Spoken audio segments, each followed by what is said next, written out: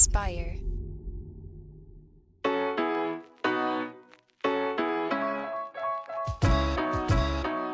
Welcome back to Starting Now. I'm your host, Jeff Sarris. This is the show where I talk to entrepreneurs to reveal the many different approaches to entrepreneurship.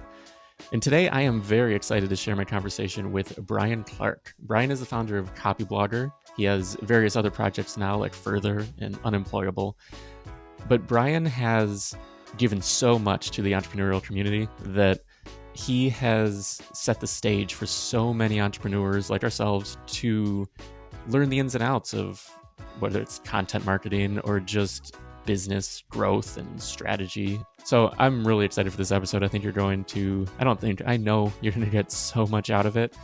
So without further ado, my conversation with Brian Clark.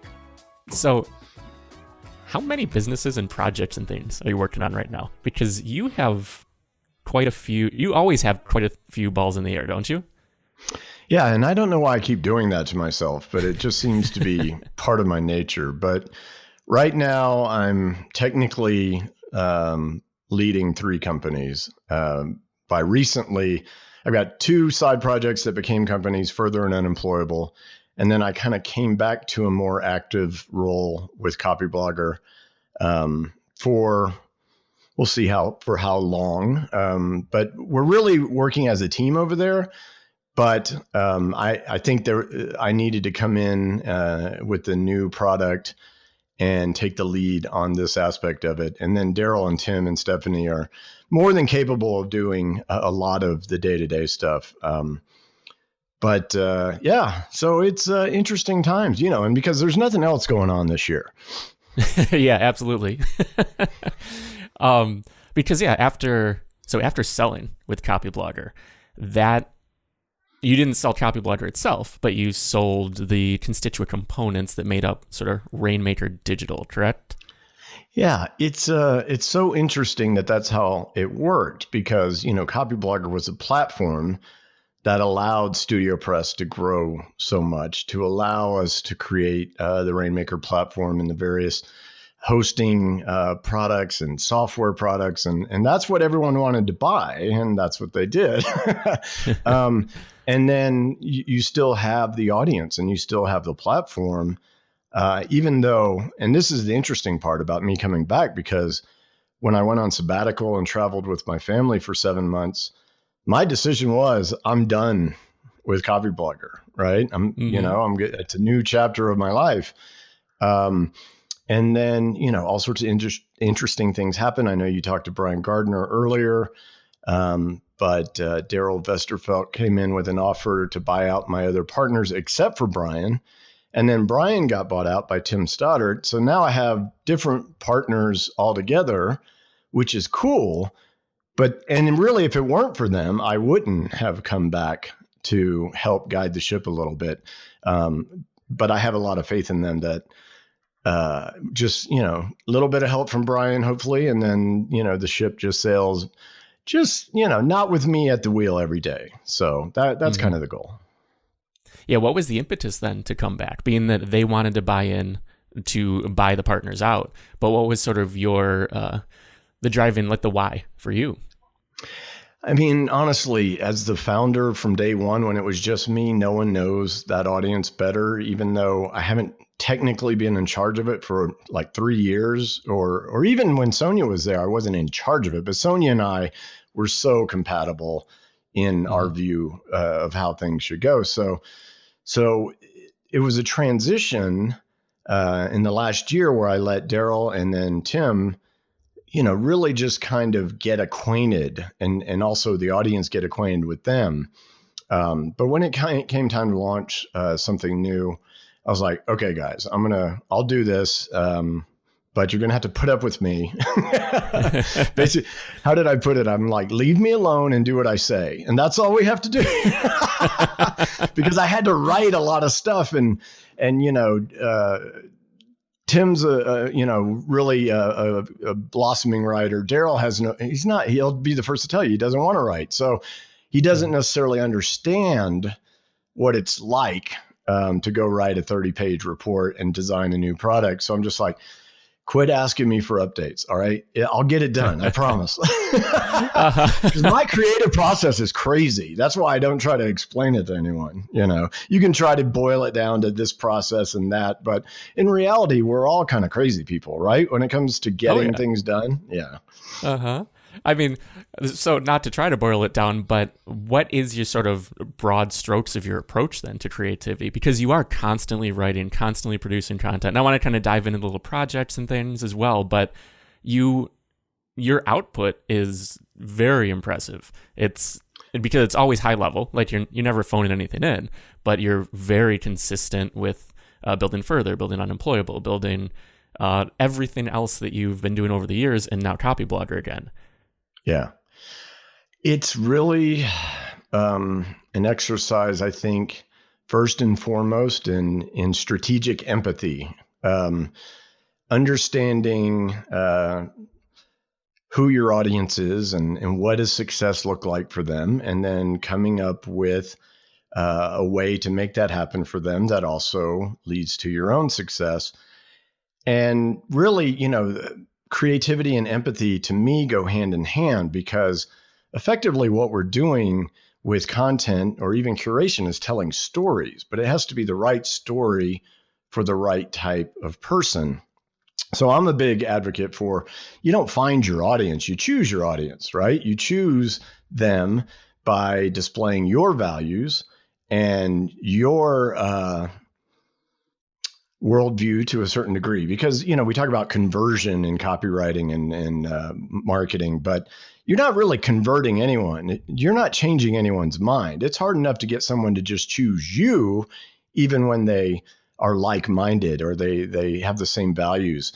So I think that's a mistake a lot of people make. They're like, well, this person should see things my way. Well, you're going to fail. I'm sorry. Have you seen the world? I mean,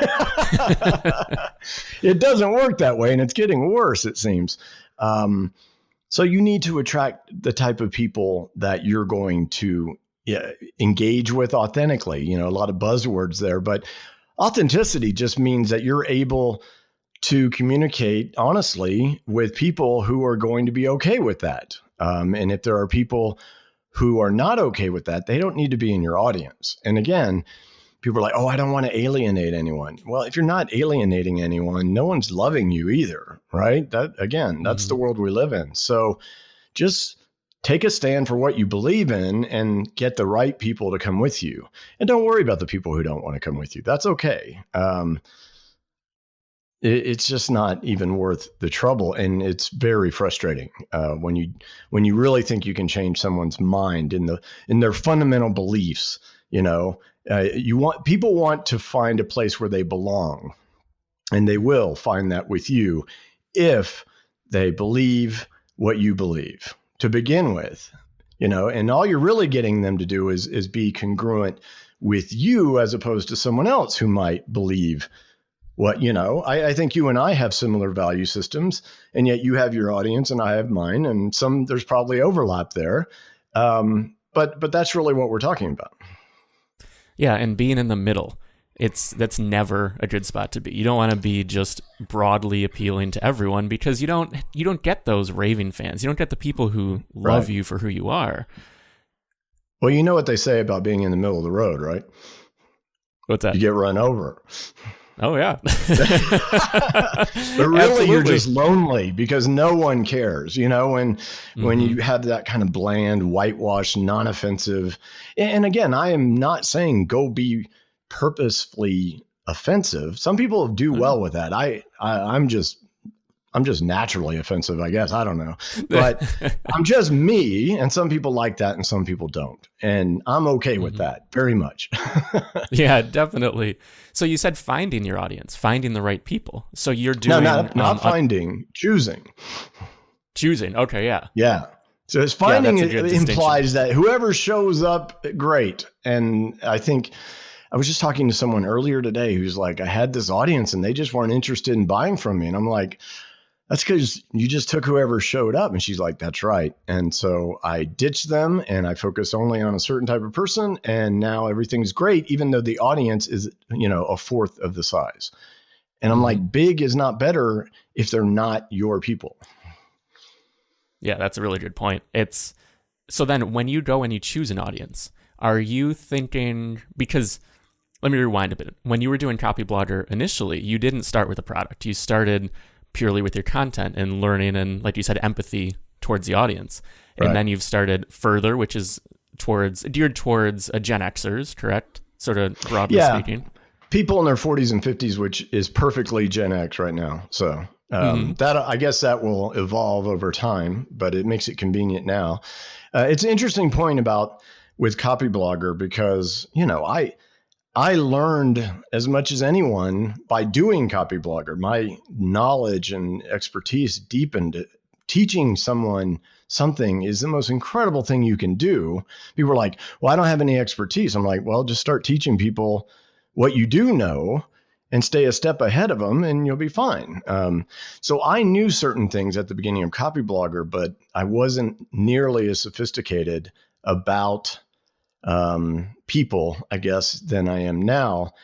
So I accidentally chose my audience at Copyblogger by kind of just being myself, but assuming that everyone else thought it was amusing to make Depeche Mode and Prince analogies for content marketing, right? I just did that. And that tended to attract people my own age because I'm talking about like Gen X pop culture, right? And on the Depeche Mode post really was written on a dare. I even say it in the post. Someone told me I couldn't do it. And then it was very enlightening when a guy showed up in the comments. He's like, who's Depeche Mode? And I'm like, oh, it's the most popular electronic band in history, but that doesn't mean everyone knows who this is, right? And that was, believe it or not, that was a learning moment for me that there is no such thing as mass culture anymore. So when you make certain references, tell certain stories, you attract a certain type of person just with the creative aspect of the information you're sharing, right? So you're trying to make something more interesting that could be seen as boring or completely dry. But the way you do that is what I call the how. I mean, that's the essence of copywriting. It's how you're saying it, but what you're saying is still the most important thing, right? So when you're choosing an audience, you start with your topic. For one, we know that only certain people are going to be interested in online marketing, right? So you start there. That's as far as some people go, right? Just the topic. And then they wonder why they struggle. So it goes beyond that. Then the next thing is, okay, what's my positioning within this topic? Which is another way of saying, who do I really want to talk to? And, and then you just follow that process. Now, Copyblogger was built at a time when social media was just a gift. I mean, we could make content go viral all the time. You attract millions of visitors to build an audience of, say, 100,000, right? So it was really this mass attraction, not targeted, but you trickle down to the people who stuck with you. Nowadays, now that social media is pay to play, Facebook, as much as I hate them, is the best ad platform ever devised for choosing a particular type of person. So now, with very affordable social advertising, you can choose your audience. So it's actually more efficient than it was back in the day, but now you do have to spend some money. But people don't realize how much time I spent back in the day. I mean, time is precious, and yet people are like, well, I don't want to spend any money. I'm like, well, you're gonna spend a lot of time. I think there's a trade-off these days between time and affordable advertising. You just have to get your audience to a certain point, what I call the minimum viable audience, where they start sharing you, they start forwarding emails to their friends, like-minded people, and they start giving you ideas about what content they like, what they don't like, and what they may want to buy. So it's not a never-ending process where you're just feeding money to Mark Zuckerberg, because no one wants to do that. Yeah, for sure. Do you think today that you can build completely organically without ads, or because it's such a different dynamic on social? So someone's starting with zero platform outside of like their high school friends and whatnot. Do you think that ads are a necessity, Or is there a way to sort of chip away in a seemingly less efficient way than, because it was 2006, just for anyone listening that doesn't know, Copyblogger was, if I remember correctly, 2006 when you started. Yep. Right. Twitter was still really young. I was following along with everything you were saying, and just a handful of other people like Tim Ferriss and all, like just Ashton Kutcher, because he was the celebrity on Twitter that was like, that was the news. But yeah, it was a different community, say through Twitter or Facebook or whatever. Very different. So yeah, what do you think in terms of ads now versus organic from zero?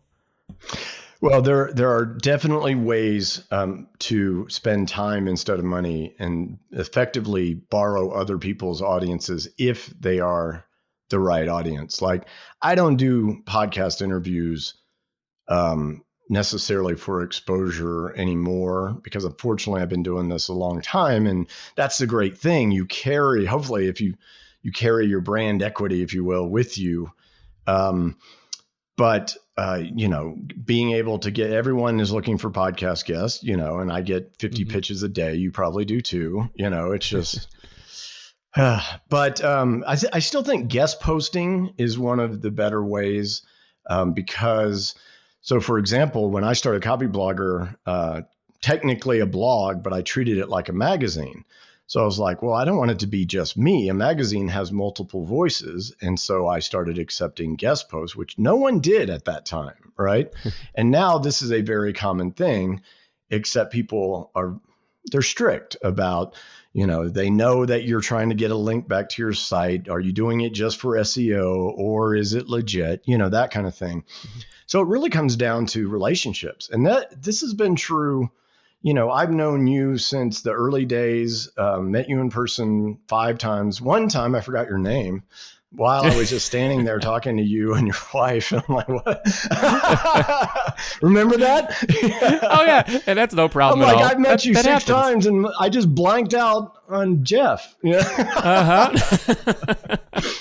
But relationships, and I think, I don't know if this still persists to this day, but 10 years ago, it was this make money in your underwear type thing. Like, you never had to interact with another human being. And that's just not true. Business has always been about relationships, the relationships between you and your audience, but also the ecosystem that surrounds it. If you make friends, your life is a lot easier when it comes to getting someone to help you out, maybe become an affiliate for you, let guest post for them, whatever. It's just not some magical thing. And yet I get, again, these pitches asking for links, asking for guest posts, using the same email template and the automated scripts that if someone sold them, and they're all using the same thing, everyone's trying to avoid the actual human element here, which you can automate. Automation is fantastic for a lot of things, but not when it comes down to real relationships. Yeah, and I think a lot of people can see that, can take that perspective cynically, where it's not what you know, it's who you know. But it's what you know and who you know. Like, they're both as important, because if you don't know shit, you're not going to be able to produce anything. You're not going to actually be delivering anything of value to people. But if you don't know anyone, if you have no community, no one's going to hear you, even if it's the greatest content, the greatest whatever product it is. Yeah. People forget that. So I started Copyblogger based on 3 businesses that I had built with what became known as content marketing. We didn't even call it we didn't have a name. But I knew no one. I just was lurking in the blogging world, watching these people like Robert Scoble, and there was a lot of very kind of idealistic techno-utopian blogger types. And I knew no one. And you would think it was worse, but a lot of those early guys didn't like me, and kind of told their audiences that they didn't like me because I dared talk about selling with a blog. And their audiences were like, no, that sounds interesting. I'm heading over. I'm like, thanks for the link, guys. And then the relationships start, Darren Rouse, Liz Strauss, who unfortunately just passed away. She was a blogging pioneer. these were the early people who I became friends with. Liz and Darren Rouse were my two first links, and it just brought back so Nice. many memories hearing the news about her. Mhm. It's been a long journey for a lot of us, but we're still going. It's still interesting because it changes. The landscape keeps changing, so it's always a challenge. Yeah, would you say that change in landscape is what keeps you interested? Because, I mean, you've been talking about content marketing and educating people for a very long time now, but consistently. I mean, it's not like you mentioned going away for a little bit, but in terms of content production and education, it's been almost nonstop for well over a decade. Yeah, I feel, for me to take 7 months off feels like forever. It was amazing though. I mean, and the thing, here in 2020, being trapped in the United States effectively, I'm at a position where that's what I want to do. I still want to work, but I just want to do it while traveling, and going and experiencing different aspects of life, broadening my own perspective, which I think would inform the work in different ways. So, it's a tough year. We'll get back out there. But yeah, the challenge of starting, for example, with a completely different topical approach, right? Like these people don't know me. I've got a good story that helps. It's on the about page, but they don't know me like people who knew me from Copyblogger, right? And some of those people are from Copyblogger, but not as many as you'd think. Since I really kind of narrowed the focus, the audience has been building itself by just people going, I love this newsletter. You should check it out. He writes for Gen Xers, right? And Gen X is such an ignored demographic that people are like, really? Yeah. Someone's writing about us. So I think that's part of it. It's just fun to do different things, to try to replicate the same kind of outcome in a completely different context. Like I said, the golden years of social media and huge organic traffic, they just don't exist unless you say something funny on Twitter, but that's not the same type of content that leads to the audience we really want, right? And people don't share normal business content like they used to in the early days. Used to be you could write about Twitter and it would go viral on Twitter, right? Those were the days. That's how Mike Stelzner built his whole thing. He wrote for Copyblogger and he started writing only about social media. They'd go viral every time. Thank you, Michael. And then he's like, what do you think about this site about social media? I'm like, Mike, it's a home run. Go for it, And it was. So yeah, definitely. So then, because I followed along when he started Further, I'm still on the email, get him every week. How did you approach that differently? Because a lot of people, they've been around, say, since 2006. You have this audience and they will leverage that audience consistently for different projects, different businesses. Right. But I feel like you just tease it out and say, hey, this is something that your Boulder, when that came out, a hyper-local website for Boulder, Colorado, for Further, they're different areas. And you're not really trying to, like you said, choose the same Copyblogger audience. How have you approached building that? Is it pure organic from people sharing because it just naturally is very shareable? Or were there any other strategies you took? Like with your Boulder, it's the easiest way to build a local audience is Facebook ads because you just target by geography. It's simple. It's inexpensive.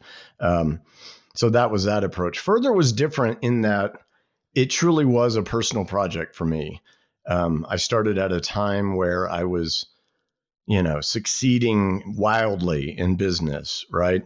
And yet I was unhealthy and my relationships weren't great and I was stressed out and I was just like, I got to talk about something other than content marketing. But I have no expertise in this stuff, clearly, given that I was overweight and unhealthy. So I just started sharing what I was reading, and that's curation, right? And now some of the biggest email newsletters out there, like The Hustle and Morning Brew and I forgot the Skim. They're all just curated newsletters because now we've gone from when I started Copyblogger, blogging was very opinionated, 250 words about what you had for lunch or whatever. And I was like, no, this is going to be 1,000-word article that's educational. And it changed everything because that was different. Now we're drowning in that type of content. So now services where you act as an editor and say, okay, this is good. This was clickbait. Ignore this. You don't really even talk about the stuff you ignore. You just are effectively including what's good and building trust with your audience that way. And then you work in your own content. So now, 4 years later, I can write fairly authoritatively about a lot of the issues we talk about in Further, because I've done the work. I've read the books, countless books. I've watched the audience. I've seen what they have to say about things. You learn so much from the feedback you get from people. So, I would say that compared to when I first started it, I do have just subject matter expertise, right? And how do you develop that? By studying it, by reading it, by doing the research and serving the audience. So what was your initial vision with that then? Because it is a curation email along with your original content, sort of synthesizing the stuff you've learned and then referencing these articles. What was the vision when you started in terms of the business side? Was there an end in goal, or was it no, an end in sight, or just purely? It wasn't supposed to be a business. And then when I went on sabbatical, I had time to think and be with myself a little bit. And I'm like, this is what I really want to do. And that's when I decided that Further would be the go forward. But then I also didn't want to give up Unemployable. And that started as an aspect of Copyblogger, but it was I owned it separately. And so that's why I reached out to Jared Morris. I'm like, I think we have a good thing here. Do you want to partner up? And he said, yes. And now Unemployable is a profitable business. So, see, that's the thing though, to your original point. Unemployable it's maybe about entrepreneurship as opposed to content marketing, but it's still, right? It's still closely related to what people know me for. And honestly, the things I've learned about the Further audience is, yes, they're interested in health and wellness. Yes, they're interested in personal growth. But the number one issue for Gen Xers or people in their 40s and 50s, young boomers too, is, am I ever going to retire? Am I going to get fired? Am I going to lose my job and therefore not be able to retire? Am I going to live to be 90 or 100 due to longevity advances and outlive my money? So it's right back to economic issues again. And I've made peace with that. I'm good at it, so why not, But I still get to talk about the whole picture with the Further audience instead of just marketing, or, entrepreneurship. So.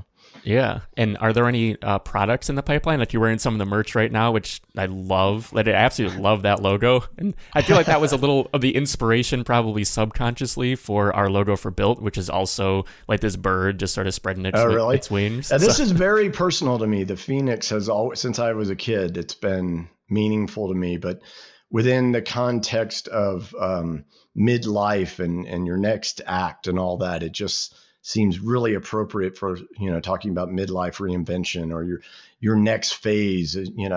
It's not what goes down in ashes is the former you, and what rises up is the new version of you, right?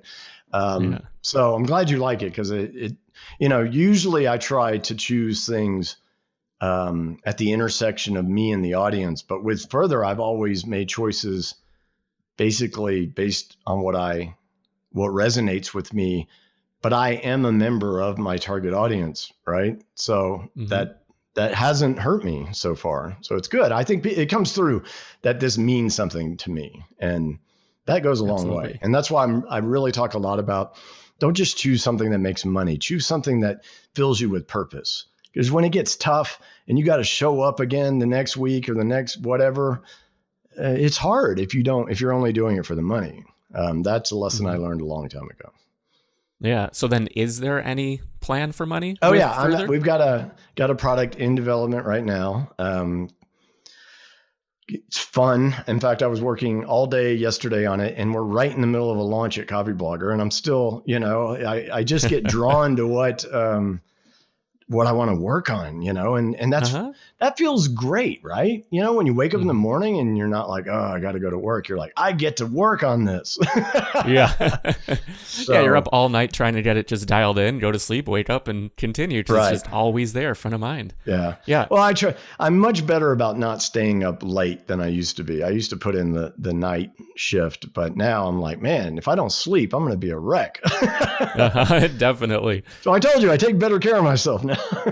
Nice. Awesome. Yeah, I have shifted. I mean, for years I've been this way, but I tend to get my great work hours at night. So this is pretty much the first thing I'm doing today is talking to you. It's not even that early. It's 2:00 my time. So, but yeah, I'm more of the night guy. So my mornings, like, that's where I do any creative work. And then in the afternoons, I'll do things like this or talk with people, calls if I have to, Zoom calls.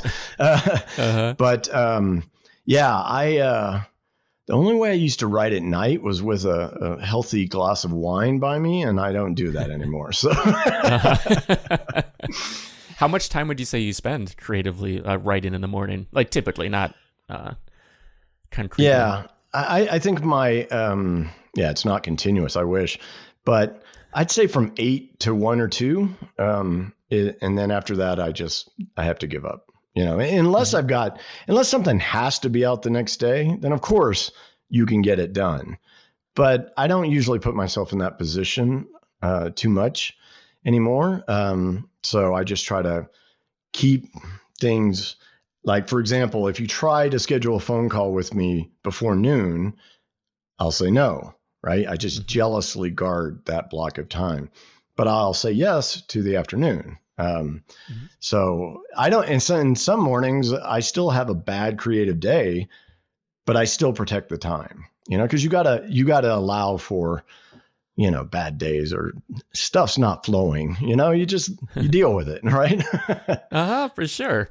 And so and that is a thing too. I mean, you're investing heavily because you love this and you want to continue pushing all these things because seemingly you wouldn't have to be investing quite so much time like into the writing, into the creative because you have so many projects going. Right. But I don't know. I always really respect people who have the level of output that you have because it shines through that you love what you do. And a lot of people can't say that, Yeah. Honestly, I feel like I don't put that much out relatively, Oh, yeah? I mean, I don't know. That's interesting that you see it that way. I mean, I am consistent. I think consistency is the key, especially with your audience. But I should or could write 1,015 words every day. That doesn't usually happen though. If I get 500, hey, it's a good day, right? But there's other aspects too, different mediums other than just obviously audio, and then you got to think about presentation decks and just I'm trying to expand from writer to communicator because we have this rich multimedia universe, and when augmented and virtual reality, mature, we're going to have this incredibly different environment that we live and work in. And I'm looking forward to that as much as I really enjoy being out in the real world and try to make sure I'm in nature at least as much as possible. At the same time, I'm looking forward to when the web kind of grows into a space instead of a page metaphor, right? And we're very close to it. So interesting times. And you have people who are like, well, I missed the blogging thing and I missed the podcasting thing. You haven't missed anything. I mean, what's coming is going to be crazy. Just keep your eyes open, right? And figure out how to provide value to people. Yeah. Like what do you sort of anticipate in that regard of what's coming? Well, if you think about, content marketing or online education, really those are just kind of the same thing, except one you pay for and one sells something else. It's just kind of really primitive. If you take, even though the technology we have right now that we're using right now is light years ahead of what we used to deal with 10, 15 years ago, right? And yet it's still like Zoom one day is going to be an augmented reality platform. It just needs Apple to release the glasses, right? And that's coming probably next year. So this is the stuff I pay attention to anticipate, because you don't have to be the super early adopter. Like I said with blogging, I mean, I started in 2006. It was in full swing, but what had just started was commercial blogging. Like it moved from hobbyist into business. And that's when I said, okay, now's time, right? Because even though I'd been using content to build businesses, I was never a proper blogger, right? Until Copyblogger. And even then I tried to make it into something else as fast as I could, to try to evolve the form. So there's going to be opportunities for a lot of people to do the same thing this entire decade. And it's going to be kind of crazy too. But hey, we started off this year as, fairly crazy. So yeah, everyone's like, you can't get worse than this. I'm like, oh, I don't know. Yeah, who knows what's next?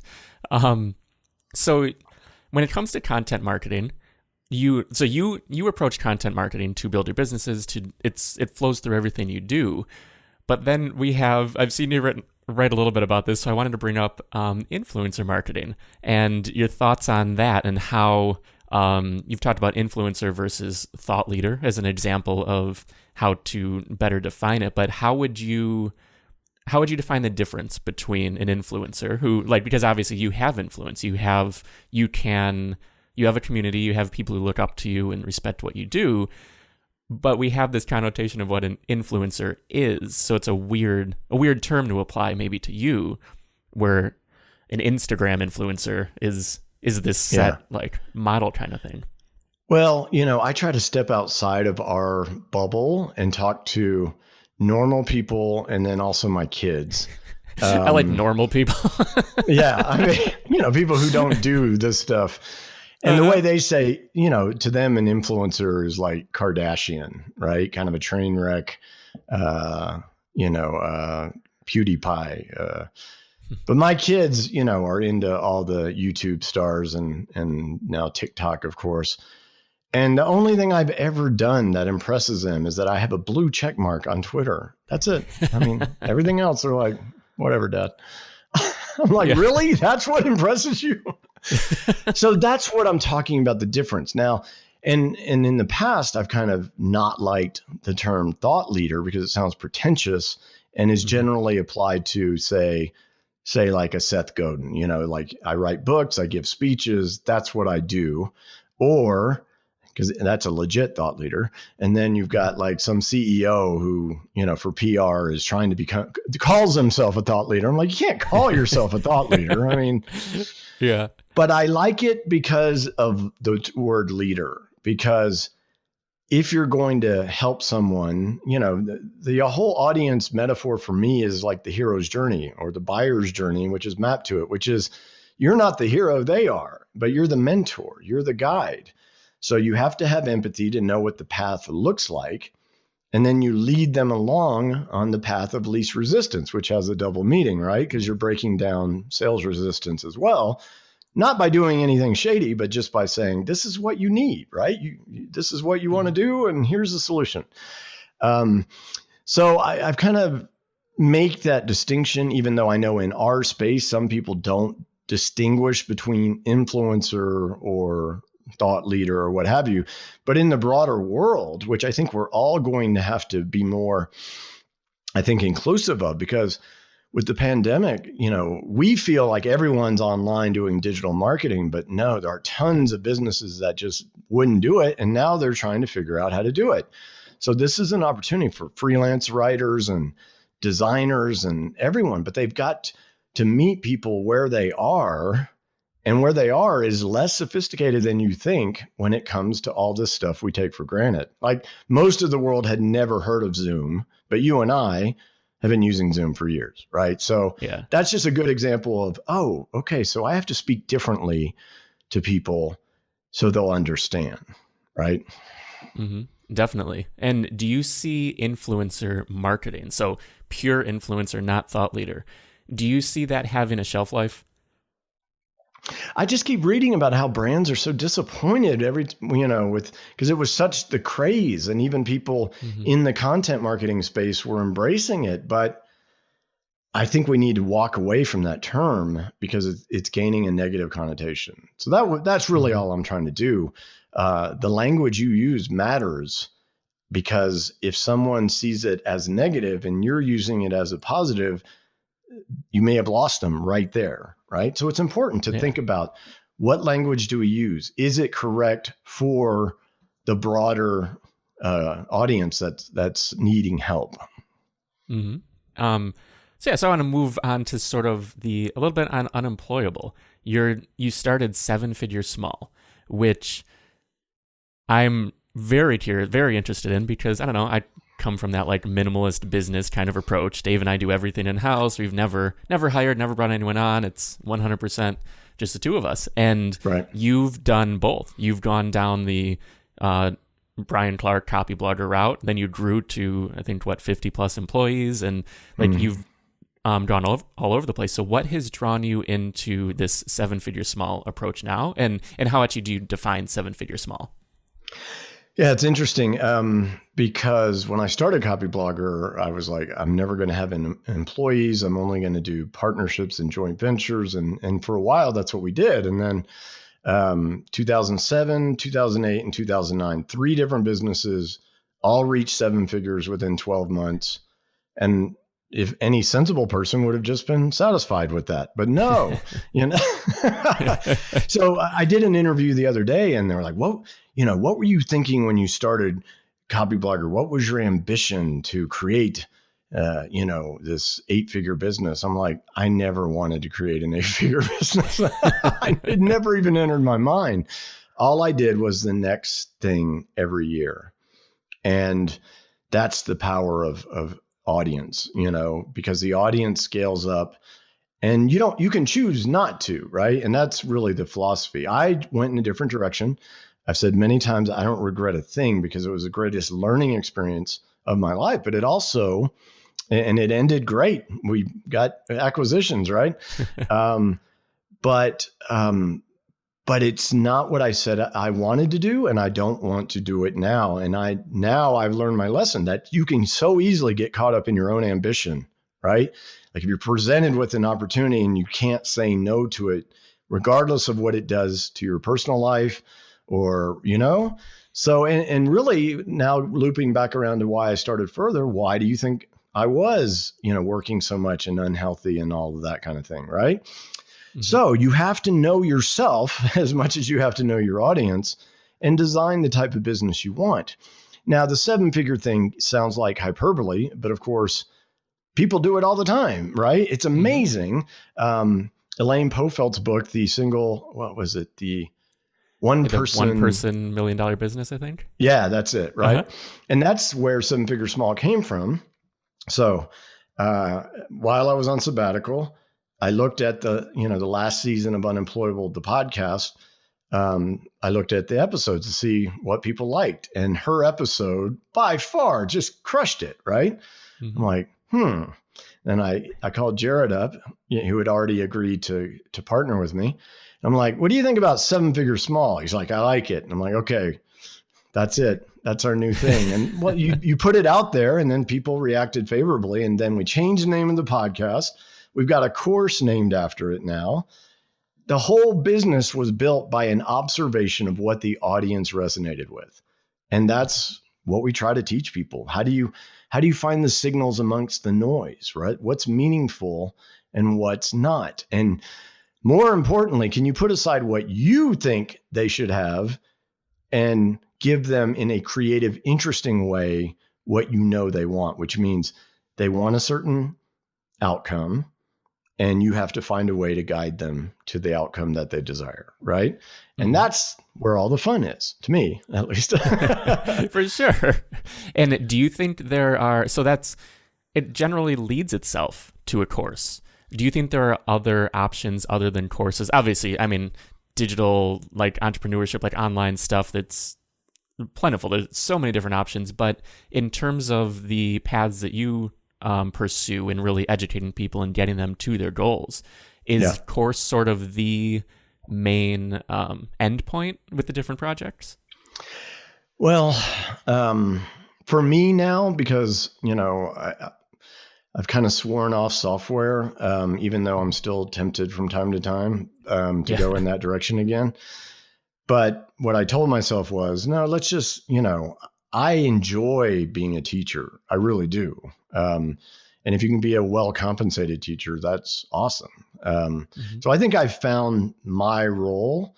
But, for example, in the course, we're using examples of services, e-commerce, just about any business model you can imagine works by building an audience first, right? And then discovering what they want to buy.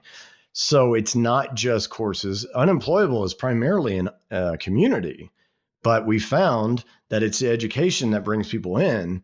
And then once they're there, they're like, oh, I love it here. And then they stay, right? So it's just a fantastic learning experience. And the whole concept of rapid technological change, societal and cultural change, and lifelong learning, the education business is a place to be for every, not just online marketing or entrepreneurship, but for everything you can think of. What about people who are going to lose their jobs to robots in the next few years? How do you retrain them to do something else, right? That's an opportunity for people like you and me, right? So, and there's a lot of other people out there that are better equipped perhaps for that than I might be. So I'm just going to I'm going to stay in my lane, driven by what I find meaning and purpose in, right? And with Further and Unemployable, I've got that. And of course, Copyblogger is my baby, so I got to keep an eye on it. Yeah, for sure. And just a couple more questions. When it comes to the courses, you're not fast to kill them, but you also don't let them sit around until they've really surpassed their shelf life, I feel like. How do you know when a course really needs to either be overhauled or just ditched because the times have changed? That's a great question. I'm probably more sensitive to it than I think because my thinking evolves rapidly. And sometimes I forget that the rest of the audience has room to catch up and it's fine. But yeah, I can't stand if I think something is past its shelf life. It may not be, and maybe I need to be smarter about that. But it bugs me. So I think it's a healthy thing. I could probably let things ride a little longer, but from now on, I don't see overhauling as much as I see iteration, right? Just constantly getting well-versed in, again, multimedia to the extent that you can put something in a format, but you can chunk it so that you can redo this aspect. If you said something that's outdated, you just do that part over again, right? You don't have to scrap the entire thing. And that can be a challenge because it really informs how you create it in the first place. You have to think in terms of evergreen, don't make references that are going to age badly. It's hard to do when things change so quickly though. So that's the way I think about things now. And again, with the learning community or educational community format, you're constantly being able to update things in real time and just make reference. Okay, so remember when we talked about this, here's an update on this key point, which we feel has changed and you need to know about it. So it's a cool format because it gives people that educational component, but it also gives people belonging. And we all could use more of that, I think, especially this year. So, yeah, I mean, the community is everything. And like, I also actually want to thank you too, because the Copyblogger community is how we built our business, how we built all of our like connections was like directly through you guys and the events you would do in Colorado and Authority and whatnot.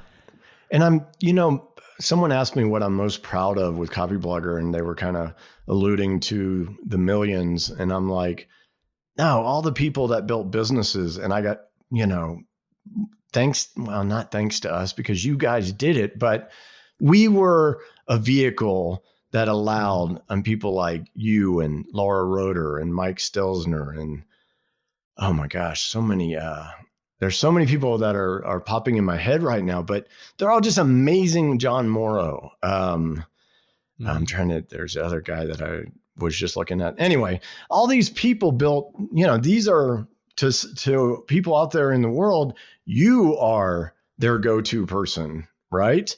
And that's not because of me, but the fact that I helped it all, that's my favorite thing about Copyblogger.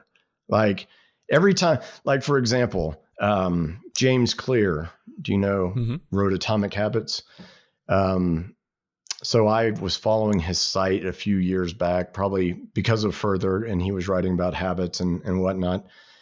And then I went to Twitter and looked him up, and he's following me. And I'm like, oh, wow, how did that happen? So I follow him, and then he DMs me, and he's like, thanks, Brian. I learned how to write from Copyblogger. And I'm like, are you kidding me? I mean, how do you even, Ryan Holiday, look at that kid. He's a miracle man.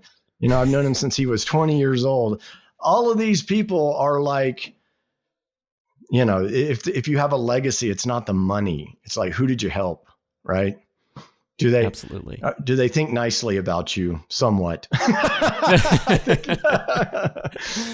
For sure. But yeah, you set the stage. You set the stage for so many of us. So just on behalf of everyone, just thank you for everything that you've done through all these years. You make me look good though, so that helps. All these entrepreneurs that I've named. I mean, ultimately, it's your hard work. But if I could help a little, then hey, that's fantastic. Yeah. So I don't want to take any more of your time. This was an awesome chat. Thank you so much for doing this. And where should we send people then? We mentioned your different platforms, but is there a particular spot you would like people to head to? Well, if you are in the 40 to 50-year-old age group, you may want to check out further.net. I love doing that newsletter. And if you are a freelancer or entrepreneur or want to be, unemployable.com. We try to put out a lot of useful, helpful information. We've got a free email course over there you'll see when you hit unemployable.com. And of course, for content marketing, copyblogger.com has been going at it for almost 15 years now. So yeah, awesome. Well, yeah, thanks again for doing this, and maybe sometime in the future we can do a round two and see how everything's going with Further and any new projects you have. Absolutely. And I got to say, I've said this before, actually, when you launched the podcast, this is a great show, right? Well, thanks. I'm very impressed with your production and your the way you're approaching it, because everyone kind of does the same thing, and anything you can do just a little bit different, it takes more work, and I know you put the work in. So anyway, I just wanted to tell you I love this show, and keep it up. All right, awesome. Well, thank you so much. A huge thanks goes out to Brian for joining me on this episode. Be sure to check out everything that he's been creating and everything he's up to at copyblogger.com, unemployable.com, and further.net. Definitely be sure to check out his stuff, because I am not exaggerating that he set the stage for so many businesses, including ours. And we have the utmost gratitude to everything he's done and everything he has done for the community at large. So be sure to check it out. As always, this episode of Starting Now is brought to you by BYLT. At BYLT, we help you get started online. Whether you want to start a blog or a business, head on over to BYLT.co. That's BYLT.co to get started. BYLT, your website, built for you, simply. Finally, if you enjoyed this episode, be sure to subscribe to Apple Podcasts, Spotify, or wherever you listen to podcasts. Also, be sure to check out the video version of this show on YouTube. You'll find all the links for this episode at bylt.co/014. That's bylt.co/014. Well, that'll do it for this week. Again, I'm Jeff Sarris. This has been Starting Now, and I'll see you next time.